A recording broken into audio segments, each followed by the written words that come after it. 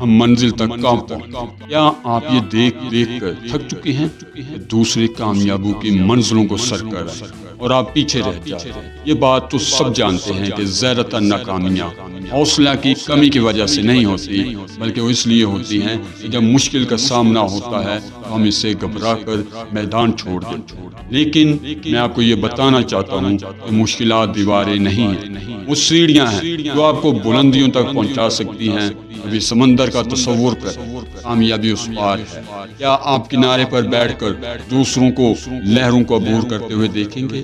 نہیں، ہم آرام کے لیے نہیں بنائے گئے، ہم جرأت کے لیے بنائے گئے ہیں۔ مصیبتیں آئیں گی، انہیں آنے دیں، لیکن ہم ان سے نہیں ڈرتے۔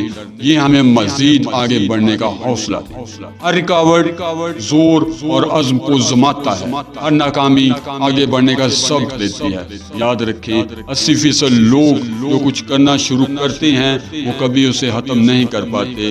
یہ اس لیے نہیں ہوتا کہ ان میں صلاحیت نہیں ہوتی، بلکہ اس لیے ہوتا ہے وہ چھوٹی چھوٹی مشکلات سے گھبرا کر پیچھے ہٹ جاتے ہیں۔ آپ ان 80% میں سے مت رہیں جو ان 20% میں شامل ہوں، جو مشکلات کا مقابلہ کرتے ہیں، جو شور سے بلند آواز نکالتے ہیں، جو مشکلات کو جھیلتے ہوئے اپنی منزل کی طرف بڑھتے ہیں۔